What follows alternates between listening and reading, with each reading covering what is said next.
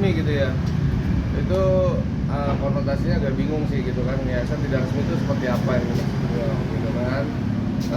Yang kemudian beliau ini ngomong berdasarkan kalau nggak salah berita di media sosial ya, atau di elektronik gitu kan, yang menyebutkan kejadian pada saat 2023 yang beliau tidak mengikuti perkembangan hasilnya kan gitu. Jadi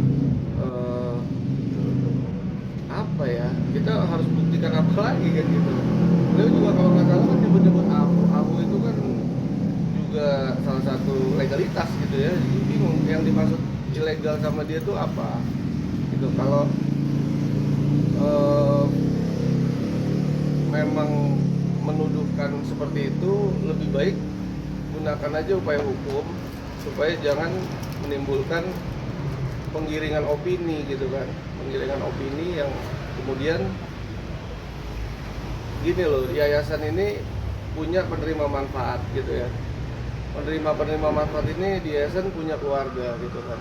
Kalau beliau terus menarasikan yayasan ini bodong lah atau ilegal lah, ya kasihan lah, mereka ini jadi ikut resah gitu kan, jadi ikut gaduh gitu. Jadi sudahlah, kalau memang punya laporan seperti itu, gunakan aja jalur hukum sesuai dengan yang beliau tahu gitu kan. Kalau memang yayasan ilegal, kenapa beliau melaporkannya pencemaran nama baik gitu kan. Jadi bingung kita ini, mengerti nggak sih gitu kan. Kalau memang itu aja, serang aja kita badan hukum kita gitu kan, kalau memang beliau mengerti ya. Tapi ini yang kemudian dilakukan upaya ke individu Tenovi gitu kan. Ya kita juga jadi bingung. Kemarin abang juga menunjukkan bukti-bukti kalau Yayasan Tenovi ini adalah resmi. Mungkin bukti-bukti tersebut apa-apa aja sih bang? Ya, jadi memang di yayasan itu kita pajang ya izin-izin kita gitu kan, termasuk perkembangan hasil penyelidikan dari Bareskrim Mabes Polri gitu kan, yang memang kita nggak bisa tunjukkan secara gamblang lah, karena khawatir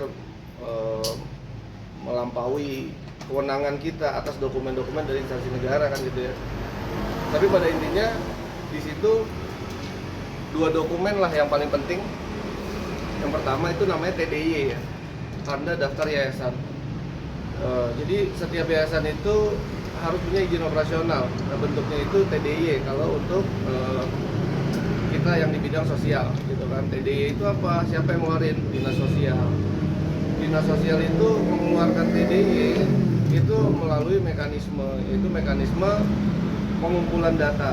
Jadi kita memberikan kopi-kopi legalitas kita ke Dinas Sosial.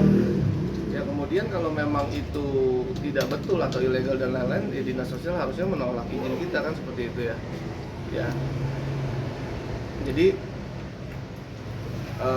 untuk izin operasional kita bisa pastikan itu ada, dan kalau memang itu nggak ada kan balik lagi, lakukan aja upaya hukum gitu. Itu lebih elegan menurut kita kan. Langsung lakukan apa upaya hukum yang memang bisa dilakukan untuk yayasan ilegal, silakan aja. Oke.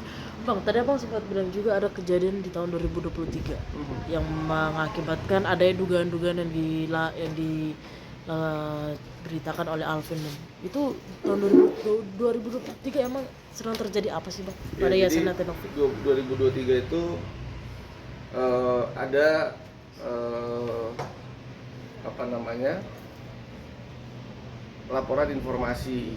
Ya, laporan informasi ini bisa jadi dari suatu ormas atau suatu lembaga yang memang mencurigai gitu ya.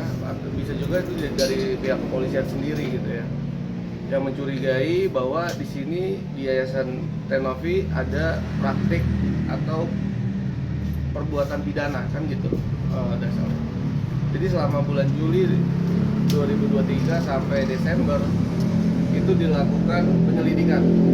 Nah, ketika dilakukan penyelidikan, di situ aparat penegak hukum bekerja secara profesional. Dua poinnya, yang diduga adalah TPPO gitu kan, untuk perlindungan anak. Yang ditemukan adalah izin operasional yayasan belum ada. Itu dua hal yang berbeda. Kenapa dua hal yang berbeda? Karena yayasan bagaimanapun juga kalau tidak ada izin operasional itu kena sanksi administratif. Ya, itu bukan pidana.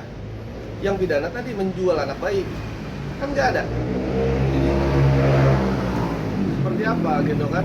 Nggak mungkin kalau gara-gara kita belum urus izin operasionalnya pada saat itu merupakan satu tindakan pidana, ya otomatis bisa langsung dieksekusi kan seperti itu. Tapi harus mengerti juga kalau namanya penyelidikan pidana itu merujuknya kepada undang-undang yang mengatur ketentuan pidana, bukan mengatur perizinan. Perizinan itu rata-rata kan di Permensos, di bawah undang-undang itu prosesnya. Jadi selain undang-undang itu nggak ada lagi yang bisa mengatur ketentuan pidana kan gitu, kecuali perda lagi gitu kan. Jadi itu harus dipisahkan gitu. Hasil penyelidikannya tidak ditemukan unsur pidana, yaitu disebutkan pada saat gelar perkara itu di bulan Desember 2023, yang kemudian pada Januari 2024 itu diterbitkan surat perintah penghentian penyelidikan karena tidak ditemukan unsur pidana itu.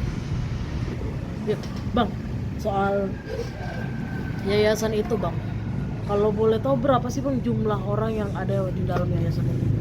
Jadi begini, kalau kita bilang in total gitu ya, itu kita tipikalnya bukan kita bahas segmen tentang rehabilitasi mental atau DGJ ya. Kita itu bukan menampung mereka selamanya. Jadi kita itu fokus utamanya merehabilitasi. Jadi kemudian ketika mereka sudah mendapatkan ibaratnya lampu hijau lah ya dari rumah sakit, dari dokter yang menangani, itu pasti akan kita proses reunifikasi. Kita pulangkan ke keluarganya gitu, karena bagaimanapun juga tanggung jawabnya yang memelihara mereka tuh yang utamanya keluarganya gitu kan. Itu sih. Dan jumlahnya ada perkiraan gitu Bang? Kalau melalui perkiraan, karena ini sifatnya keluar masuk gitu kan, saya nggak hafal data tapi bisa saya pastikan ini jumlahnya lebih dari ratusan gitu.